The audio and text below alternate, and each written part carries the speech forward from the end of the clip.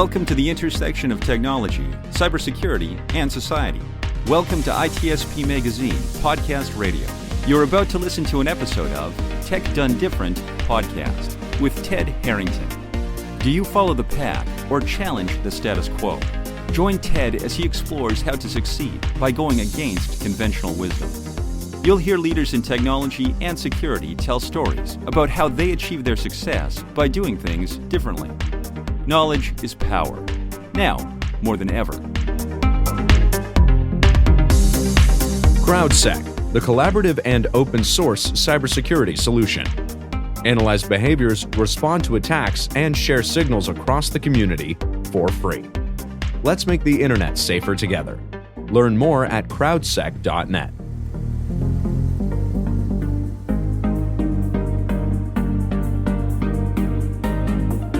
Welcome, everybody, to another episode of Tech Done Different. As always, I'm your host, Ted Harrington, and with me here today is our special guest, Chloé Messdaghi.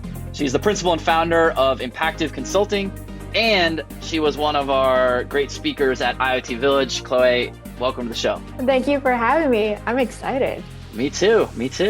Okay, so what we're going to talk about today, you are certainly someone who knows a thing or two about how to improve workplaces. This is certainly a hot topic right now as everyone's talking about whether we're going to be fully hybrid, fully remote, back to the office. But what's really interesting in that whole conversation is what even should a workplace be like? Everyone's been home in their pajamas for 2 years, and now we're starting to say, what do we want the workplace to be like? So let's start there. Let's maybe start with what the problem is. Is there a problem in workplaces in corporate America today? If so, what is the problem? And then let's talk about what we should do about it. Well, I think there's this situation unfolding where our employers are thinking that, we'll just go back to how things were before the pandemic. But the problem is that employees are not going to forget what happened during the pandemic. So if we were successful while working at home, but now saying we have to be on site, it seems a little bit off. And so right now we're in a situation where employers want us to come back in the office and employees are like, no, I don't want to. And even if they are the silent ones, the ones that aren't complaining on the side, they're looking for another job.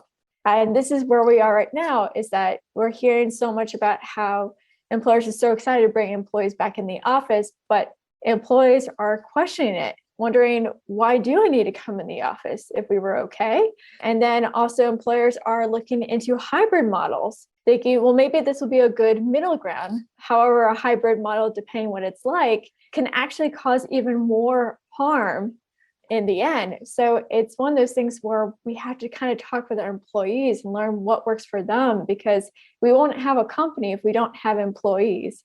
So that's where we are right now, is where employees now have a voice. It's becoming more of a, an equal ground, if you could say that. And we're right now entering a new phase where maybe our work life is going to change dramatically into having a more work and personal life balance. So it seems to me that implied in this problem is maybe a value judgment of working in a physical office. And if I'm reading between the tea leaves, reading between the lines, of sort of what you just said, it sounds like, hey, maybe most people don't want to work in an office, but most employers do want people in an office. Why is that the case? Why is it that the average employee might not want to work in an office? And why is that in opposition to an employer who does want people to work in an office? Well, because I think a lot of employees right now, especially in tech and security, we work more than 40 hours a week. And so how it used to be before the pandemic was that we would work in the office, then we would come home and still respond to Slack messages, to emails, to text messages, to calls, even when it was off hours. And on the weekends, we might get pinged. But the pandemic, what it showed us is that we need to readjust our life. We need to have more of that balance, because we are completely beyond burnout now at this point in society. There was actually an article that came out a couple of weeks ago on CNN about how we're now entering this new phase of complete depression society-wise, because the burnout has not been treated. And this is what happens when we don't take burnout into serious consideration, is that it develops into more serious situations. And depression is definitely on the rise. Anxiety has been on the rise too, as well, throughout the pandemic. And so it's one of those things that employers need to start understanding, is that mental health matters. I understand that a lot of employers, they also have this belief, seeing is believing. They don't believe their employees are working unless they can actually physically see them in a chair. But as we know, we always had those colleagues who would be watching YouTube videos while they're sitting in the chair. Even if they came in the first one in and the last one out, they were still having fun on Facebook. And so when we look at it, it's not really about how many hours we're in the chair or what they see. It's the work and our performance in the end. And that's what we're getting paid for. We're not getting paid by hour. We're getting paid on what we're providing. Yeah, I've personally always felt that as a leader myself, that I don't care where you do your work, but I definitely care about the results you produce. And I've always found that to be really interesting, how it quickly segments the population, because the ones who are performers, they embrace that and they're like, yes, I'll work from a train. Like, let's do it. I want to be in a van right now. And then the ones who are trying to maybe skirt the rules a little bit, they clearly are like, uh-oh, I now have to like appear like I'm, being productive or whatever. Do you think that this perspective that leaders have of this, like, I need to see butts in seats, or somehow I need to look over their shoulder in order to see that work gets done, do you think that will eventually just take care of itself as younger employees become leaders, or does something actively need to happen to change that mindset? That's a great question. I think it's an active mindset. At the end of the day, that is a form of micromanagement. And as we know, micromanagement can become something where employees start dealing with burnout. And then sometimes it can be so bad, it can create PTSD in employees. So when we have a micromanagement situation, we're creating a very unhealthy work culture. That means there's going to be politics, there's going to be sabotaging. That means there's going to be a lack of organization caring. And as we know, the number one cause for burnout is poor leadership. So leaders, we have to be good at mentoring, cheering on our employees. We want to see them go beyond our own abilities. That's what's being a good boss. And if we cannot do that, then you shouldn't be in that chair. That's the reality. It's like there are people out there that aren't good leaders, and there are people that are really good at being leaders. And so we need to really see who is a good leader and have them lead, because that means we'll have less people leaving the industry, leaving their job as well. Yeah, you're so right. Yeah, not all the progression isn't always get promoted, become a manager, become a leader. It's like, no, maybe you're just an amazing individual contributor, and that's what you continue to do. You used the idea of PTSD being related to burnout and all these things. And I mean, how many times have we heard, someone leaves a company, joins the next company, like, I have PTSD because of this exact situation from my old company. I mean, it happens all the time, right? So how do we, as we recognize that's happening, right? An employee might join a company. They might say it jokingly, but in that kind of joke, there's probably always a little bit of truth, if not a lot of truth. Once we recognize that, hey, maybe there was something that could be triggering to this new hire that we have, or maybe it's taken years to figure out that there was a trigger, what do we then do about it? Right. So the reality is that we all have triggers. Every single person has their own triggers, and it's important for us to all work on ourselves. You can't do too much for another person. You cannot tell them like, oh, this is what's going on with you. I think you need to do the following things. In reality, we can only do a little bit. At the end of the day, it's up to that person to go get help. But the thing about burnout becoming PTSD, that's a very common situation in tech and in security. If anything, this is the number one cause of a rotating door problem in our industries, because we thought we had burnout. In reality, we have PTSD. And that's because we keep having exposure to a trauma or extreme stressor. And I want to reiterate, it could be an extreme stressor. So it doesn't have to be a particular event. It means that I went to one company and then I went to another company where I was micromanaged. Or I went to one company where I was basically having to work 80 hours a week, and I went to another company where I was having to work 80 hours a week. So an extreme stressor over prolonged time ends up into burnout. But the thing is that burnout and PTSD, they both have very similar symptoms. They also are responding with fear, hopelessness, and horror. They have sleep disturbances and sometimes nightmares. Then we get into depression or withdrawal. And then we have mood changes, we have generalized irritability, and then we tend to avoid activities that promote recall or traumatic event. So how this looks like is usually, I would say, in the first 6 months when you join a company, you have all this hope. And then it leads to frustration, to anger, then to apathy, and then to burnout. And when we're in that burnout thing, that's when we start pulling away from people because we start seeing people, events as another task. When we're so overwhelmed, we cannot do more tasks. This is the thing that ends up becoming a situation where burnout can become even more important to diagnose and to really work with. Because that could take not a couple weeks, burnout can take months, sometimes years to get back.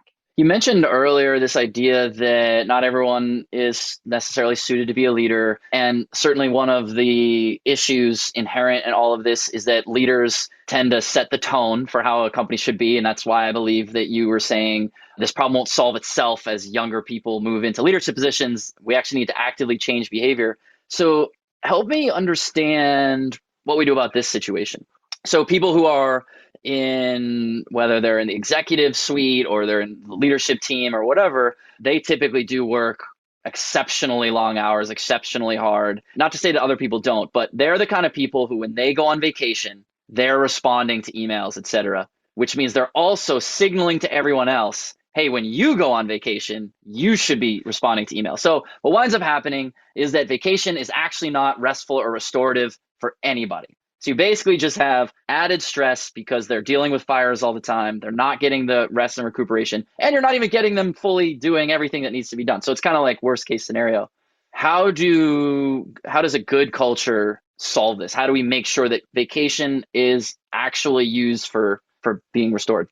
Yeah, and you made some great points. I think one of the things is that when we take vacation, we have to keep our boundaries. That means our manager needs to have boundaries and respect our boundaries. So if I'm going on vacation, that means I'm disconnecting from work. I might have my apps open on my phone, but that doesn't mean that you should be contacting me. So the one thing I always tell people is that if you're going on vacation and you want to keep this person up to date when they return, is to do by email, but make sure you tell your employee to not check their emails while they're on break. That this is just a place where they're going to send emails so then they can catch up when they get back. It's really important that when we have, our vacation status on Slack, that's taken seriously and that they're not going to be contacted. Instead, do it by email. Email should be the thing, the number one platform of communication whenever someone is out on vacation, for them to not look at it. So that's the first thing. I think a lot of times, I remember there was this one time I was traveling and my boss was contacting me when I was in Morocco and just like, I need you to respond to this. I need you to get online. I'm like, one, I'm in a really bad signal area. Second of all, it's like 6 a.m. over here and I'm on my first vacation in like 5 years. So the whole thing is when people are on vacation, respect they're on vacation. And that's the same when it comes to our boss, is don't reach out to them when they're on vacation too. So it's a whole workplace culture, is respecting people's time off and really, really reiterating, please don't check your Slack messages, don't check your email, don't do anything when you're on vacation. And I think that's the one thing we have to understand, is that we need to have boundaries and we need to respect them. Okay, so let me ask you about boundaries. You've described that we should set and respect boundaries. And one of those boundaries has to do with Slack, or if people don't use Slack, maybe it's Teams or some other messaging app. And one of the challenges is that someone might message someone that's on vacation, and that person on vacation might receive a notification. So whose responsibility is that boundary? Because in a way, isn't it the person who's on vacation to say, I'm going to turn off notifications, I'm going to close the app, I might even delete the app? To me, it seems like that should be their responsibility, not their teammates' responsibility who's continuing to do their daily job. But I heard you advocate the opposite. So I'm wondering who's responsible here? I would say both parties are responsible. One is that, if there are people that keep their messages turned on Slack when they're on vacation, and that's something they need to practice. So all of us should be practicing boundaries. And when we have boundaries, that we keep them in place. The other person should be cognizant to see that the person's on vacation, but once in a while, we don't check, we don't see it, and that's okay. I mean, no one is pointing fingers at each other on this situation. It's a both boundary situation. That's why we need to recommunicate with the employee taking vacation. Don't look at your stuff. You're taking time off, don't look at your stuff. But we also need to communicate in-house that when we see someone have on vacation logo next to their name, send it by email. And it has to be something where the organization agrees on, or at least the teams understand. It's got to be a company-wide policy. But once again, people will make mistakes, and that's okay. We just have to make sure they don't do it again. Yeah, that makes sense. I've always felt like if someone wants to disconnect, they have to disconnect. They can't be like, I'm disconnected, so don't send me anything. It's like, well, you got to disconnect yourself, because notifications are a really significant problem, I think. Let's put aside vacation. Let's just talk about normal life, like your normal day-to-day life. The overwhelming amount of information and notifications that we receive, the problem as I see it is that those inbound notifications, if you react to them, they dictate how you spend your day, which might not be how you should prioritize your day. So I guess two questions for you in the one question is, do you think that's a problem? And if so, what do we do about that? Yes, it triggers us completely. Everyone is triggered by a notification at a certain level, right? We're either going to be triggered by Slack message dings or our Twitter dings. And for the past year, I've been looking into how do we do better mental health. And one of the things that I did was that I turned off all notification on social media, and oh my God, your day changes. And then I realized I don't need to have any of my notifications on except for my calendar. And the reason for that is because I could get so engrossed in something, but I need to get that little alert to let me know, hey, you have a meeting in 10 minutes. That's the only notification I have turned on. Everything else is off. And I think it's a good practice, because we might think, oh, I need to have my emails turned on. You're going to check it anyway. So, I mean, we have to also understand that we can't just expect everyone to kind of respect our boundaries. We also have to have boundaries of ourselves and make sure that we're able to do that. And yes, we're going to fail at times, but, practice is what is about, getting there and starting a new routine. You might be the only person that I've met who does that as well. I have just my calendar. I have text messages as well, but just those are the only two things that I get notified by for the same reasons you're saying. It's like, you're going to check your Slack, you're going to check your email, you're going to check social media. You don't need it to be like, hey, stop doing what you're doing and pay attention to me right now. Yeah.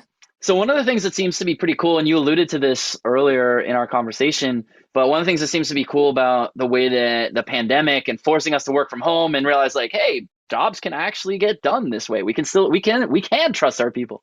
It sounds like what I'm hearing you say is that employees are finding strength or a voice that maybe they felt they didn't have before to speak up about the way they want to live their life. I'm talking about, of course, in the workplace. So is that true? And is that a good thing? And if it's a good thing, how do we make sure more of it happens? So I'm going to give you a great example of this. So Portugal passed a law, and this law means that they're not allowed to communicate with their employees off hours, period. Wow, that's the law. Okay.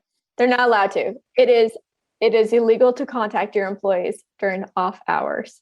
Not just that, but it's also illegal to spy on your employees. So sometimes companies, they put spyware on devices, computers, or tablets or phones that you have with your employer.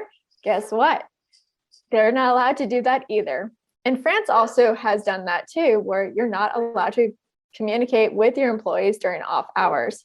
And so we're seeing this growing trend in other countries. Additionally, we're seeing in the UK is looking into creating a 4 day a week for work.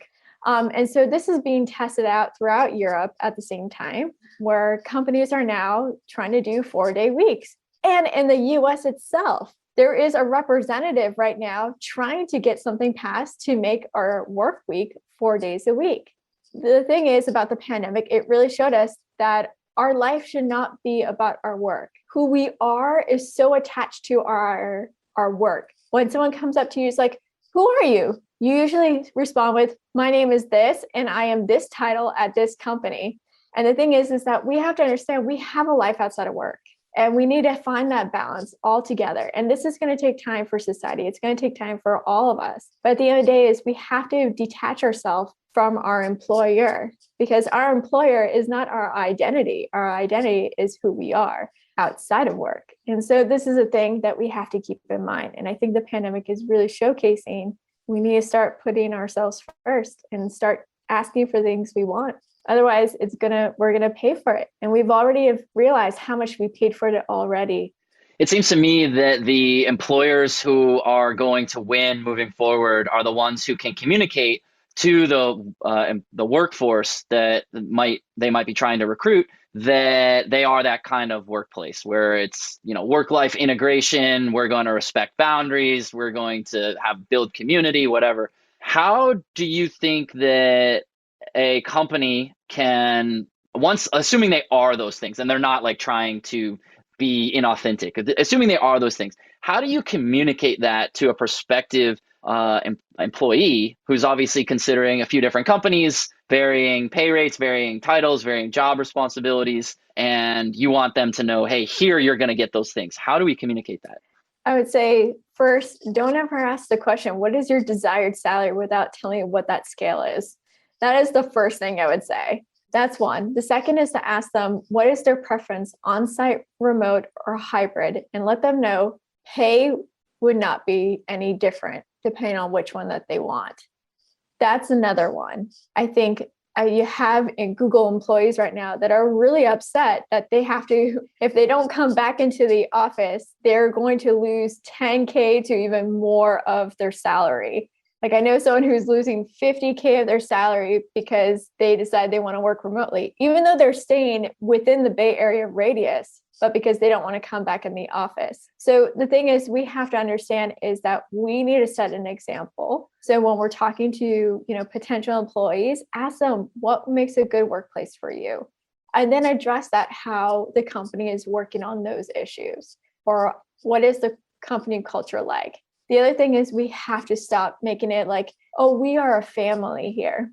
This is, once again, not family, employer. And I think that's where we are now, is starting to understand there are these bunch of red flags that very early on, where now we're like, no, I don't think I need to work here. Yeah, family, while it has the right spirit and intent behind it, it's definitely not true. You don't fire your brother.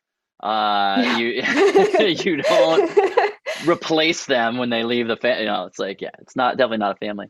Community is definitely a better word. That's one of the words we've keyed in on our at our company, is that we are a community, and communities do have people come and go, unfortunately or fortunately. New blood is always a good thing, and you're sad to leave.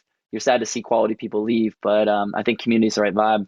Well, as our time comes to a finish here, is there any last words, last piece of wisdom that you want to leave our audience with?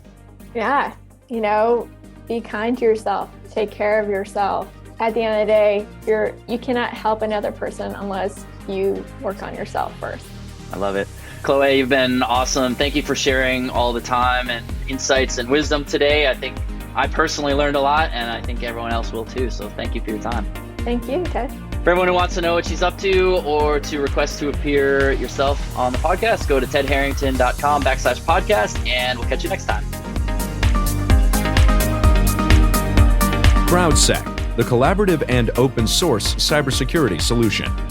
Analyze behaviors, respond to attacks, and share signals across the community for free. Let's make the internet safer together.